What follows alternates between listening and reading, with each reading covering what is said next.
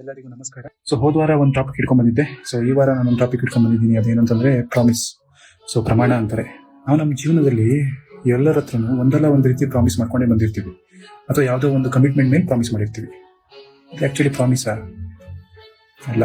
ನಾನಂತೂ ಪ್ರಾಮಿಸ್ ಮಾಡೋದನ್ನೇ ಬಿಟ್ಬಿಟ್ಟಿದ್ದೀನಿ. ಯಾಕಂತ ಹೇಳಿ ನೋಡಿ, ಚಿಕ್ಕದಿಂದಲೂ ನಾನು ಹುಟ್ಟಿ ಬೆಳೆದಾಗಿಂದನು ಈ ಮಹಾಭಾರತ ರಾಮಾಯಣ ಎಲ್ಲ ನೋಡ್ಕೊಂಡೇ ಬಂದವನು, ಕತೆ ಕೇಳ್ಕೊಂಡೇ ಬಂದವನು.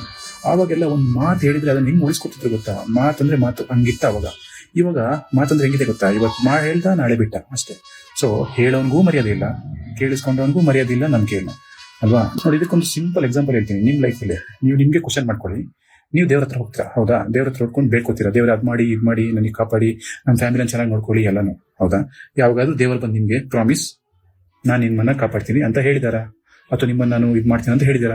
ಇಲ್ಲ. ಆದ್ರೂ ಸಾವಿರಾರು ಜನ ಯಾಕೆ ದೇವರನ್ನ ನಂಬ್ತಾರೆ? ಯಾಕಂತಂದ್ರೆ ಆ ದೇವರ ಮೇಲಿರೋ ನಂಬಿಕೆ, ಪ್ರಾಮಿಸ್ ಮೇಲಲ್ಲ. ಅದೇ ರೀತಿ ನೀವು ಪ್ರಾಮಿಸ್ ಅಂತ ಹೇಳಿದ್ರು ಪರವಾಗಿಲ್ಲ, ಒಂದು ಮನುಷ್ಯನ ಹತ್ರ ನೀವೊಂದು ಕಮಿಟ್ಮೆಂಟ್ ಮಾಡಿದ್ರೆ ನಿಸ್ವಾರ್ಥವಾಗಿ ಆ ಕಮಿಟ್ಮೆಂಟ್ ಅನ್ನು ಉಳಿಸ್ಕೋಬೇಕು, ನಂಬಿಕೆ ಉಳಿಸ್ಬೇಕು. ಆವಾಗ ನೋಡಿ, ನೆಕ್ಸ್ಟ್ ಟೈಮ್ ನೀವು ಪ್ರಾಮಿಸೇ ಮಾಡ್ಬೇಕು ಅಂತಿಲ್ಲ. ಈ ಪ್ರಾಮಿಸ್ ಅನ್ನೋದು ಬರೀ ಓಲ್ಡ್ ಆಗ್ಬಿಟ್ಟಿದೆ ಇವಾಗ. ಮೊದಲು ಅದಕ್ಕೆ ಬೆಲೆ ಇತ್ತೇನೋ ಗೊತ್ತಿಲ್ಲ, ನಾನಂತೂ ಹುಟ್ಟಿರ್ಲಿಲ್ಲ, ಆ ಕಾಲದಲ್ಲಿ ಇರ್ಲಿಲ್ಲ. ಬಟ್ ಇವಾಗ ನಾನಿರೋ ಕಾಲದಲ್ಲಿ ಪ್ರಾಮಿಸ್ ಅನ್ನೋ ವರ್ಡಿಗೆ ಬೆಲೆನೇ ಇಲ್ಲ. ಅದಕ್ಕೆ ನಾನು ಡಿಕ್ಷನರಿಯಿಂದ ತೆಗೆದ್ಬಿಟ್ಟಿದ್ದೀನಿ ಅದನ್ನ. ನೋಡಿ, ನಮ್ಮ ತಂದೆ ತಾಯಿ ನಮ್ಮನ್ನ ಹುಟ್ಟಿಸಾದ್ಮೇಲೆ ಬೆಳೆಸ್ತಾರೆ, ಎಜುಕೇಶನ್ ಕೊಡ್ತಾರೆ, ಎಲ್ಲ ಕೊಡ್ತಾರೆ. ಅವರಿಗೇನೋ ನಾವು ಪ್ರಾಮಿಸ್ ಮಾಡಿದೀವ, ನಾವು ಅವ್ರನ್ನ ಚೆನ್ನಾಗಿ ನೋಡ್ಕೋತೀವಿ ಹಂಗಿಂಗೆ ಅಂತ ಇಲ್ಲ. ಆದ್ರೂ ನಿಸ್ವಾರ್ಥವಾಗಿ ಯಾಕೆ ಬೆಳೆಸ್ತಾರೆ? ನಮ್ಮ ಮೇಲಿರೋ ನಂಬಿಕೆ. ನಮ್ಮ ಒಂದು ಮುಪ್ಪಿನ ಕಾಲದಲ್ಲಿ ಅವ್ರು ನಮ್ಮನ್ನ ಚೆನ್ನಾಗಿ ನೋಡ್ಕೋತಾರೆ. ಇಲ್ಲೂ ಇರೋದು ನಂಬಿಕೆ.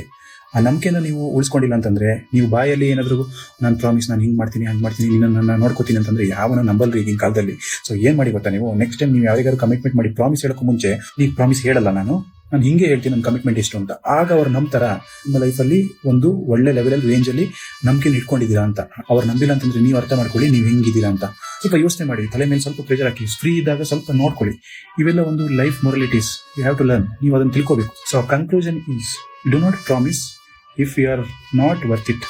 ಒಂದ್ಸಲ ಮನುಷ್ಯ ನಂಬಿಕೆ ಕಳ್ಕೊಂಡ್ರೆ ಅದೆಷ್ಟೇ ನೀವು ಪ್ಯಾಚ್ ಹಾಕಿ, ಎಷ್ಟೇ ಎಂಸಿಲ್ ಹಾಕಿ ಅದನ್ನ ಪ್ಯಾಚ್ ಮಾಡಿ, ನೀರು ಯಾವತ್ತಾದ್ರೂ ಒಂದಲ್ಲ ಒಂದಿನ ನೀರು ಹೆಂಗೆ ಪೈಪಿಂದ ಹೊರಗೆ ಬರುತ್ತಲ್ಲ, ಅದೇ ರೀತಿ ಆ ಒಂದು ಇಮೋಷನ್ ಹಳೆಯದು ಮೋಸ ಆಗಿರುತ್ತಲ್ಲ, ಅದು ಹೊರಗೆ ಬಂದೇ ಬರುತ್ತೆ. ನಂಬಿ ಚೆನ್ನಾಗಿರಿ, ನಂಬಿಕೆಯಿಂದ ಬಾಳಿ, ಇನ್ನೊಬ್ಬರನ್ನ ಬಾಳಕ್ ಬಿಡಿ ಅಂತ ಹೇಳ್ತಾ ನನ್ನ ಈ 2 ಮಾತುಗಳನ್ನ ಮುಗಿಸ್ತಿದ್ದೀನಿ. Thank you.